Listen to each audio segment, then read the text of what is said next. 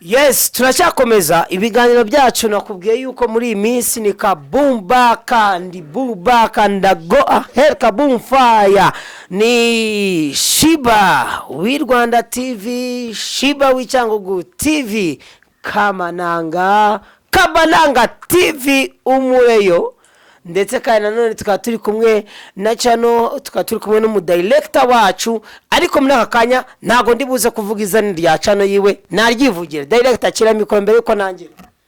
Yana bimeze neza nta kibazo rwose, ndabona aberiwe. Wowe bwivugira izina rya channel none kuri iki kiganiro. Kuri channel nibisigaho comedy. Sa munyandukire mukore subscribe, reka tubane nize ko tuza kujyana ku musozo w'iki kiganiro. Turi muri debate ebyiri. Kabananga na Shiba mu rukundo rwahanye inkoyoyo, ndetse kandi nanone ikiganiro twakoze turimo gushimira ingabo leta y'u Rwanda mu byo yagiye idufasha ndetse no mu byo izakomeza kudufasha, ariko cyane cyane mu myaka leta y'u Rwanda yadufashije itambutse, tukaturimo no gusaza uyu mwaka wa 2025, tukaturimo kwinjira mu 2026. Kabananga yarayimabwira Shiba nyuma ya kamera. Shiba avuga ati ndagira ngo suzi ukitwa umumama wese ladies from where nanamushimire uri mu bibazo mwifurize umwaka mushya. Kabananga aravuga ati nanjye ndazamo kukamama n'ababyeyi abagore nimwe mutubyara, ariko ijambo ni ry'umugabo. Bavandimwe abatuye mu mfurukenye z'isi, turabasuje abari Burayi, bari muri Aziya, muri East Africa, turabasuje. Burya mu buzima bwawe bacumugana mu cyogana ngo akabura nikamoneke niki ni nyoko w'umuntu cyane nyina w'umuntu. So no kuvuga ngo aba mama bose aho bari, Imana ibarebe icyoroshe, ibaha umugisha, ibarinde, ibongerere kutwihanganira. Twabagabo burya twarananiranye. No kuvuga ngo uza wasinze uhumura ibiyoga ukabihumura umuntu utananyweye, nk'ubu nkanjye none ngira abagore b'abarokore betse ko nshatse undi w'umusazi witwa Shiba, wenda we azanansaza simbizi n'uwa gatanu, ariko aba mama baratwihanganira pe. Mu bagore 3600 abaye wa gatanu. Ngiye nashatse abagore batanu bemewe, njyara abana 12 kuri abagore batanu, mfite n'ishuri 3300, ishuri kibwo nabari Burayi, nabari Bugane, nabari he abo twagiye duhura tukajyana ibihe byiza. Kandi ndakeka ko umugore wese twahuye nagakenye umugore wese twahuye nta kennye. Burya iwanjye yabo umugisha n'umugabo twahuye. Ugiye kuzanka umugabo witwa ngo mboga ngirakiza. Mboga ngirakiza. Ibyo simbizi, ariko ngiyewe ngira umugisha n'abantu bose bagiye bancaho barakize. Nta muntu twakoranye business wakennye. Ndasuza umwana witwa Sylvie nagurishije imodoka nkamungura $10,000. Ndasuza abantu banje twacuzanyaga imodoka. Ntago ibi bya YouTube nabitindamo cyane, nangiye akazi mwabonye kuri state yanjye amamodoka nazanye. Ari umunyaburayi wangiriye ikizere, akazi ndagatangira ku itariki nyazaba ari kuwa mbere.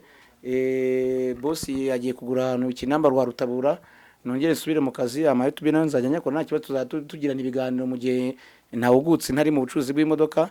Amazu turayafite, ibibanza turabifite.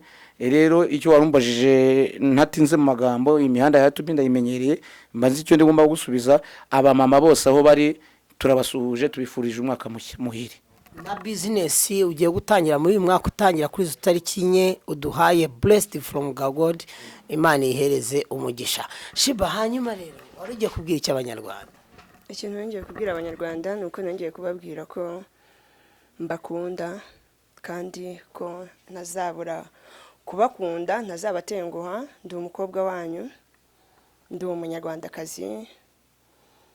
Muri make nyine nta bindi navuga cyane. Ndabashimira abo twabanye muri uyu mwaka wa 2025 ndetse n'abandi twagiye tubana mu yindi myaka yindi yagiye irangira, ariko bakomeje kunyihanganira bose. Amakosa ngira, amafuti nkora, mbese murabizi ko nta mwere ubaho, ariko nago nabura guhita mbashimira cyane ko imyaka burya bigenda yisunika.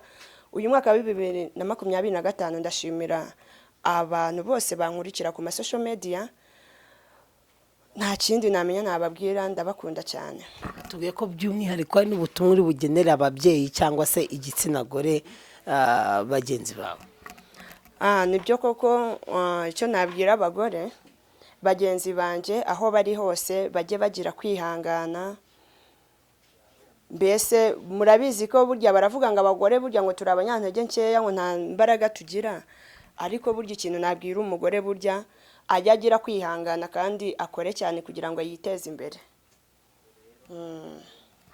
aba Yesu bishimira imbabazi ze zera ibamara Izina ibamara umubabaro ikabatinyura umutima.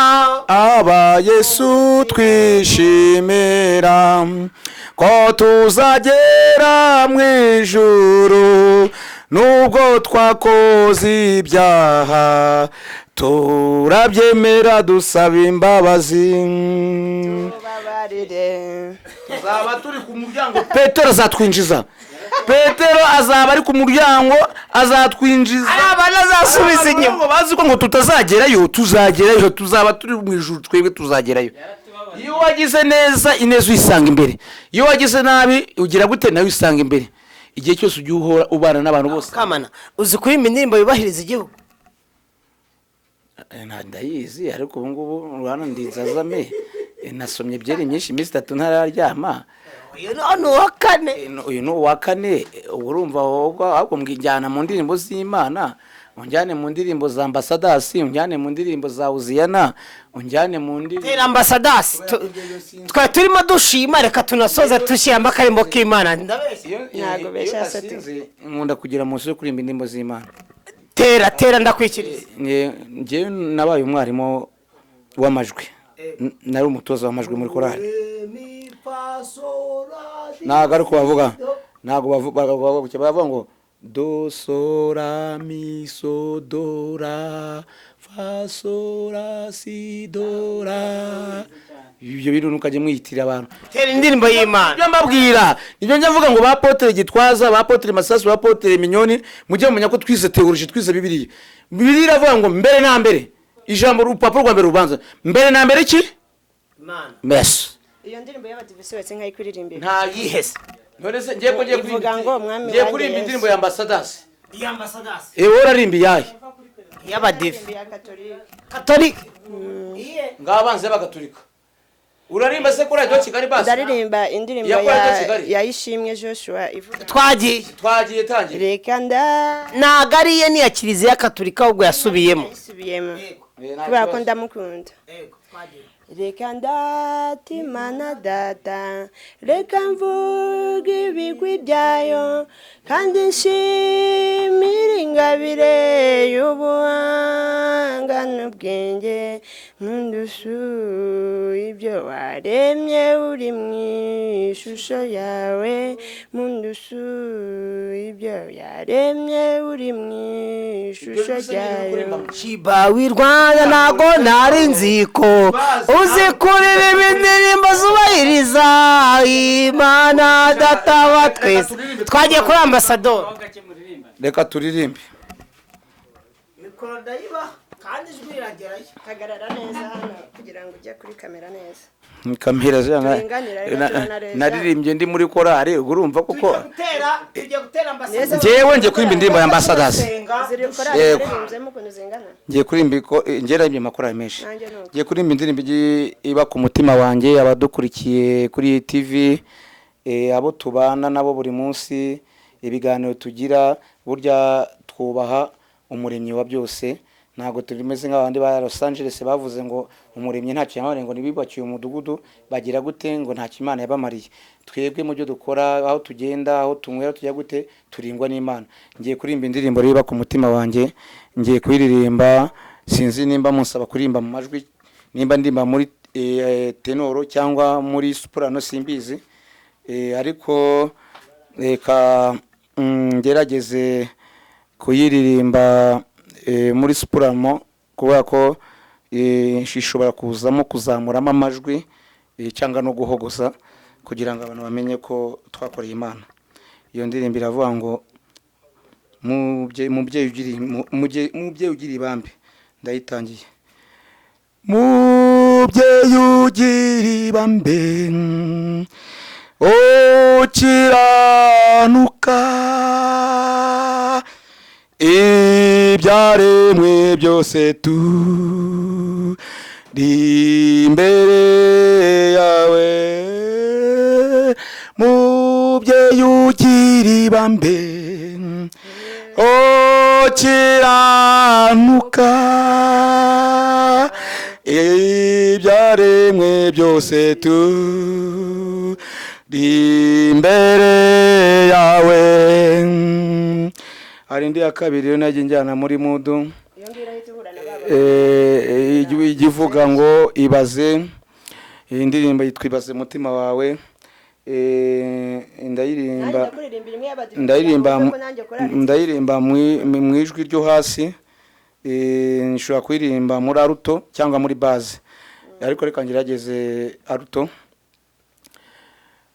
Ibaze mu mutima wawe watanze ikingubeho, ari Imana igushakaho nuko wakwihana ubu. Ibaze mu mutima wawe nikiwa. Iyo ndirimbo twebwe igitwibutsa ibihe bikomeye cyane mu gihe twari tuvuye mu bintu bikomeye. Iyo ndirimbo yaratwubatse, twari tuzi ko n'isi izarangira mu 2000 twaraye muri stade, murabyibuka, turi mu masengesho akomeye cyane tuvuga ngo isi irarangira muri 2000 none turabona dukabakabyuha 2026. Kameramana turirimbire Solange. Iryo ni ryo shimwe ry'Imana. Oya hari indi ndashaka kuririmba. Na Solange nayirimba ariko kameramani bari wisabye nayirimba. Ndayikunda indirimbo y'abadive yitwa ngo Mwami wanjye Yesu.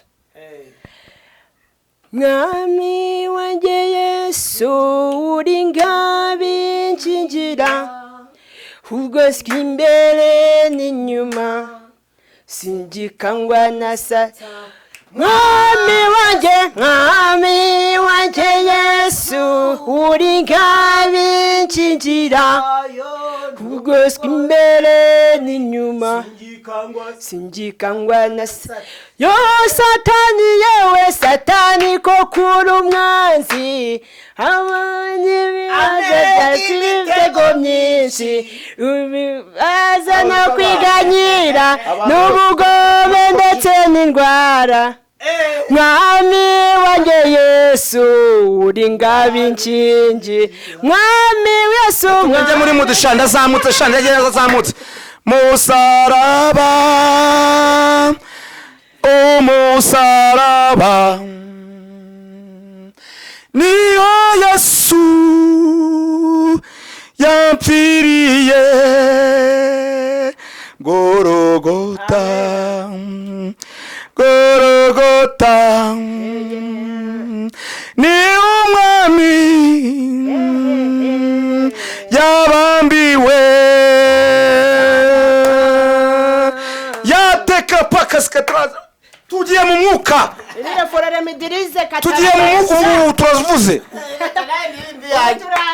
Kamera mu gihe bari kuganira reka ndirimbemo background sibyo yarimo vuga iz'abadive ariyo yose yari amakorari reka nayo ndirimbi y'abadive yanyu yo mu gitabo ubona turimbira Solange tugiye kujya ku musozo ndayima amasegonda 30 nkunda guterana ku isabato mwumve ijambo ry'Imana teraniro ryiza ry'abigishwa undutira byose uriro rishimwa uriro rishimwa teraniro ryiza ry'abigishwa undutira byose Isuye ijambo ry'Imana niho yerenye iyo yiza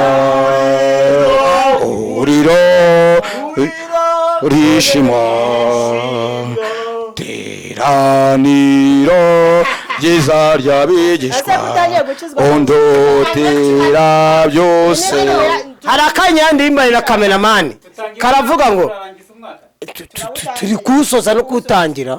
Mama Solange, reka Solange kameramani ugiye kuririmba, reka maze mubwire akandi kamwe. Kamera akavuga ngo murinzi wemenyesha igihe mbesi wacu ni muheru batijoro ryijimye cyane ariko buracya